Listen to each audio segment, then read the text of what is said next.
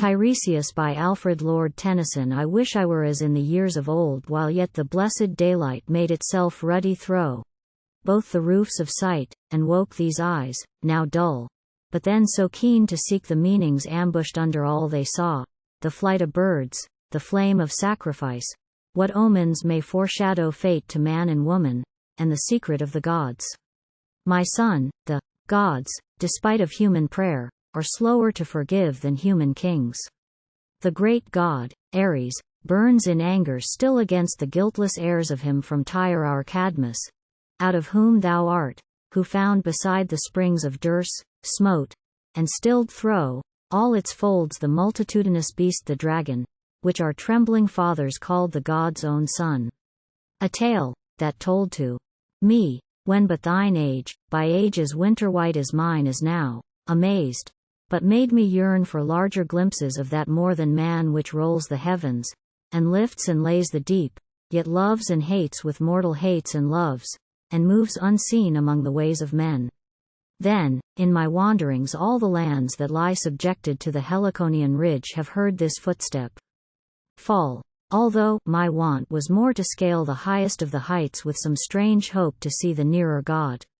One naked peak, the sister of the sun, would climb from out the dark, and linger there to silver all the valleys with her shafts. There once, but long ago, fivefold thy term of years, I lay. The winds were dead for heat, the noonday crag made the hand burn, and sick for shadow, not one bush was near. I rose following a torrent till its myriad falls found silence in the hollows underneath. There in a secret olive glade I saw Pallas Athene climbing from the bath in anger, yet one glittering foot disturbed the lucid well. One snowy knee was pressed against the margin flowers. A dreadful light came from her golden hair, her golden helm and all her golden armor on the grass, and from her virgin breast, and virgin eyes remaining fixed on mine, till mine grew dark forever, and I heard a voice that said, henceforth be blind, for thou hast seen too much, and speak the truth that no man may believe. Son, in the hidden world of sight that lives behind this darkness, I behold her still beyond all work of those who carve the stone, beyond all dreams of godlike womanhood, ineffable beauty, out of whom, at a glance and as it were, perforce, upon me flashed the power of prophesying, but to me no power, so chained and coupled with the curse of blindness and their unbelief, who heard and heard not, when I spake of famine, plague, shrine shattering earthquake, fire, flood, thunderbolt, and angers of the gods. For evil done and expiation lacked no power on fate, theirs, or mine own. For when the crowd would roar for blood, for war, whose issue was their doom, to cast wise words among the multitude was flinging fruit to lions. Nor, in hours of civil outbreak, when I knew the twain would each waste each, and bring on both the yoke of stronger states, was mine the voice to curb the madness of our cities and their kings. Who ever turned upon his heel to hear my warning that the tyranny of one was prelude to the tyranny of all? My counsel that the tyranny of all led backward to the tyranny of one? This power hath worked no good to aught that lives in these blind hands were useless in their wars. Oh, therefore, that the unfulfilled desire, the grief forever born from griefs to be the boundless yearning of the prophet's heart, could that stand forth, and like a statue, reared to some great citizen, win all praise from all who passed it, saying, that was he. In vain, virtue must shape itself in deed, and those whom weakness or necessity have cramped within themselves, emerging, each, his urn in his own well, draws solace as he may. Mencius, thou hast eyes, and I can hear too plainly what full tides of onset sap our 7 high gates, and what a weight of war rides on those ringing axles. Jingle of bits, shouts, arrows, tramp of the horn-footed horse that grind the glebe to powder. Stony showers of that ear-stunning hail of Aręs crash along the sounding walls. Above, below, shock after shock, the song-built towers and gates reel, bruised and butted with the shuddering war thunder of iron rams. And from within the city comes a murmur void of joy, lest she be taken captive. Maidens, wives, and mothers with their babblers of the dawn, and oldest age in shadow from the night, falling about their shrines before their gods, and wailing, "Save us." And they wail to thee. These eyeless eyes, that cannot see thine own, see this, that only in thy virtue lies the saving of our Thebes. For, yesternight, to me, the great god Aręs, whose one bliss is war and human sacrifice, himself blood-red from battle, spear and helmet tipped with stormy light as on a mast at sea, stood out before a darkness, crying, "Thebes, thy Thebes shall fall and perish, for I loathe the seed of Cadmus.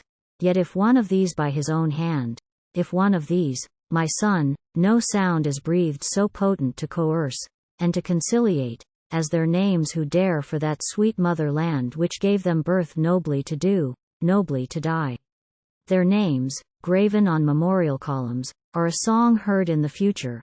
Few, but more than wall and rampart, their examples reach a hand far. Thro, all years, and everywhere they meet and kindle generous purpose, and the strength to mold it into action pure as theirs. Fairer thy fate than mine, if life's best end be to end well. And thou refusing this, unvenerable will thy memory be while men shall move the lips. But if thou dare, thou, one of these, the race of Cadmus, then no stone is fitted in yon marble girth whose echo shall not tongue thy glorious doom, nor in this pavement but shall ring thy name to every hoof that clangs it, and the springs of Dircę laving yonder battle plain, heard from the roofs by night, will murmur thee to thine own Thebes, while Thebes Thro, thee shall stand firm based with all her gods. The dragon's cave half hid, they tell me, now in flowing vines, where once he dwelt and whence he rolled himself at dead of night, thou knowest, and that smooth rock before it, altar-fashioned, where of late the woman-breasted Sphinx, with wings drawn back folded her lion paws, and looked to Thebes. There blanch the bones of whom she slew, and these mixed with her own, because the fierce beast found a wiser than herself, and dashed herself dead in her rage.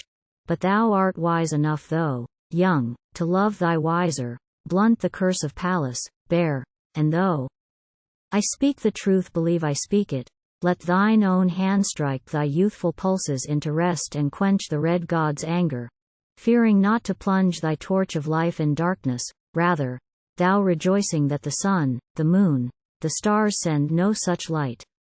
Upon the ways of men is one great deed, thither, my son, and there thou, that hast never known the embrace of love offer thy maiden life. This useless hand, I felt one warm tear fall upon it. Gone, he will achieve his greatness. But for me, I would that I were gathered to my rest, and mingled with the famous kings of old on whom about their ocean islets flash the faces of the gods. The wise man's word here trampled by the populace underfoot they're crowned with worship, and these eyes will find the men I knew, and watch the chariot whirl about the goal again, and hunters race the shadowy lion, and the warrior kings in height and prowess more than human, strive again for glory, while the golden lyre is ever sounding in heroic ears heroic hymns, and every way the veils wind, clouded with the grateful incense fume of those who mix all odor to the gods on one far height in one far shining fire. One height and one far shining fire. And while I fancied that my friend for this brief idyll would require a less diffuse and opulent end, and would defend his judgment well, if I should deem it over nice, the tolling of his funeral bell broke on my pagan paradise, and mixed the dream of classic times, and all the phantoms of the dream, with present grief, and made the rhymes, that missed his living welcome, seem like would-be guests an hour too late, who down the highway moving on with easy laughter find the gate is bolted, and the master gone.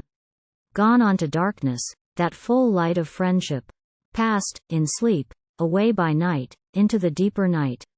The deeper night? A clearer day than our poor twilight dawn on earth. If night, what barren toil to be? What life, so maimed by night, were worth our living out? Not mine to me remembering all the golden hours now silent, and so many dead, and him the last, and laying flowers, this wreath, above his honored head, and praying that, when I from hence shall fade with him into the unknown, my close of earth's experience may prove as peaceful as his own.